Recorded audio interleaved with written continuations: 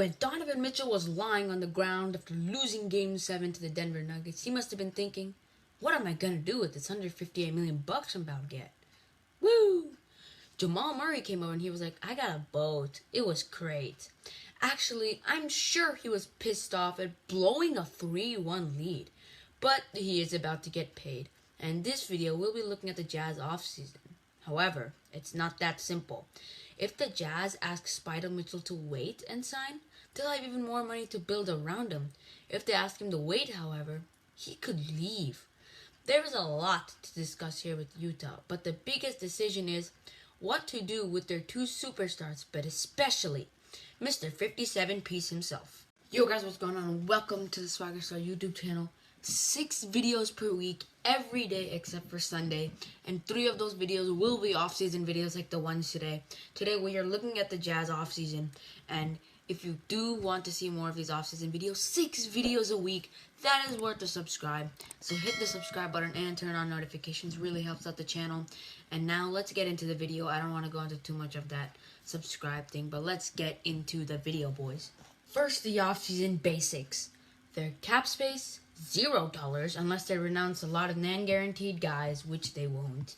But they do have the $9.3 million mid-level exception and the $3.6 million biannual exception. The draft, 23rd overall pick. Their needs, a point guard and a 3-and-D wing, and their relative free agents, Jordan Clarkson or Mike Conley if he opts out of his $30 million deal, which he won't. Let's not wait. Let's first tackle the Donovan Mitchell extension. Like we said before, if the Jazz ask Mitchell to wait and sign, they'll have even more money to build around him, close to 25 to 30 million bucks. But if they ask him to wait and sign, there is a big problem. And the problem is this. Anything can happen in 1 year in the NBA. For example, Donovan Mitchell could get seriously injured and the Jazz could be on the hook for all that money. Or, he could just look around and be like, you know what? I don't want to be on the Jazz for my foreseeable future and for my career. I'm out. And there are multiple reasons for why that could happen. I mean, there was that issue with Rudy Gobert in the locker room that could come back. Or, he could just look around at Gobert getting paid or Conley getting paid and be like, you know what? This sucks. I'm out. I don't care what they save down the line. They should pay Donovan Mitchell right now. This isn't like the Lakers missing out on a good talent. Stars want to play for them like LeBron or AD. They should give him that contract on October 18th. The first day they can offer it to him. Look, Mitchell was an all-star. He had the 3rd highest scoring playoff game ever. 16 out of 17 ESPN experts picked the Nuggets over the Jazz. Utah came within 1 bucket because of Donovan Mitchell. Sign the man! Next up, let's tackle the Rudy Gobert extension. And this one isn't a sure thing either. Can you believe, because of his Defensive Player of the Year awards or All-NBA, he could sign the biggest contract in NBA history? Yeah, but it's a simple answer. Don't give it to him. Look, I love Rudy Gobert. It's impossible to find someone that good at rim protection and it can also somewhat contribute offensively. But 5 years, $221 million? No way. Look, Gobert is not like the key to a title here, like Kawhi Leonard, who choked pretty hard this year. Don't even say nothing to me, boy! Or, LeBron James. Maybe Giannis Antetokounmpo, who also choked kind of hard. But they should offer him something like 5 years, $190 million, which would still give him about that $40 million bucks, which is elite, and that 5 years of security. And if I'm Gobert, I look around and I see no one is going to give me any more, so I take it. The next player on their priority list is Jordan Clarkson. And what I think they have to re-sign him. And I know people talk a lot of trash about Clarkson because there ain't a shot he didn't like, but you cannot argue with his production as a Jazz man. The Jazz didn't suck like how they used to off the bench after the trade, and they won 23 out of 24 games after the trade. Sign the man, and they could give Clarkson more than any team because of bird rights. So what I would offer something maybe like 3 years at $45 million, which gives him a little bit of a pay raise and takes him to 31 years old, where he can get one last deal. And next up on our Jazz offseason is the draft. And we remember their needs, right? A 3-and-D wing and a young point guard would be nice. But with the 23rd pick, it'll be really hard to find a real contributor in this shallow draft. With this 23rd pick, they have to think, and I think they have to take Zeke Naji at number 23. I get it, this is not a flashy pick, and this is not a star by any means, but he could be a backup center who is mobile and has a nice shooting touch. This is not a star by any means, once again, but he would be a nice addition off the bench. And he would really be productive, and if they could get a role player, it's a win with this pick, and Zeke is the pick. Next up is free agency, and there are a lot of guys they could tackle, but we need to look at these two first, Mitchell and Gobert. They could commit $300 million to those guys, so that's their core.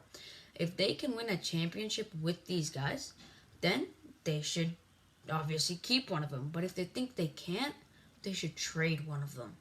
And if the answer is yes, they should try looking at these free agents. Number 1, Jay Crowder. And this man is on a lot of teams' wish list.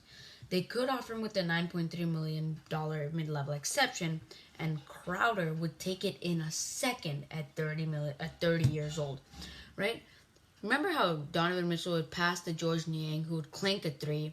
Instead, think of passing to Jay Crowder, who's shooting 40+% from 3 against the Bucks and the Celtics. Number 2 free agent, Avery Bradley, and this would obviously be the point guard route.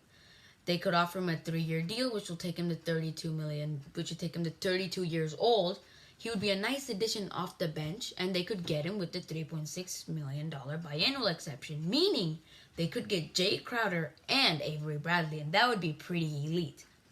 Next up, they could try to get Marcus Morris, and this would obviously be the route if they don't want Jay Crowder.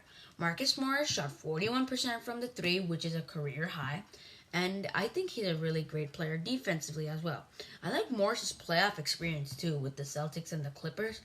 The Jazz are ready to take the next step in the playoffs and try to really compete. The last thing in our Jazz offseason are trades. And I've seen some trades where people said that they will trade Donovan Mitchell. Are you serious?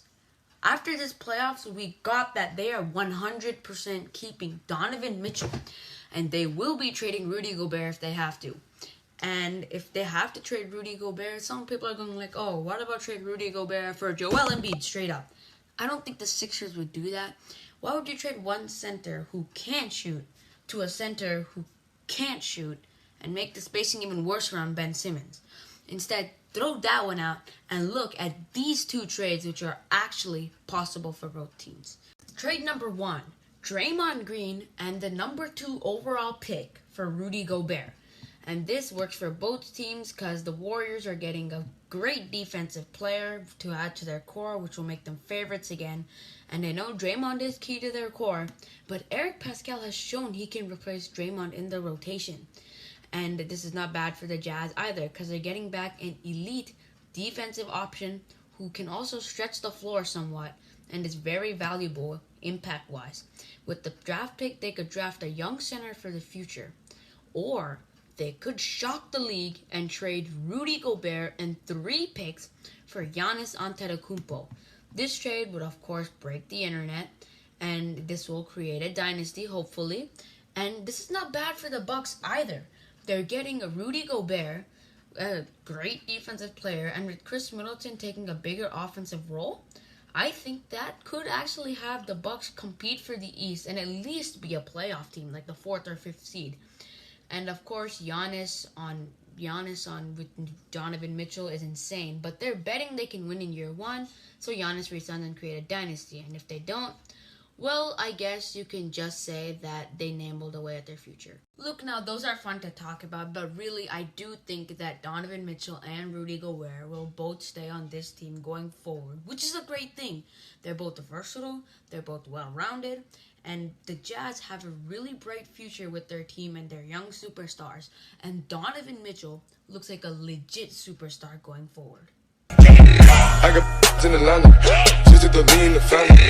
Credit cards and the scammers. Hitting the licks in the van. Legacy.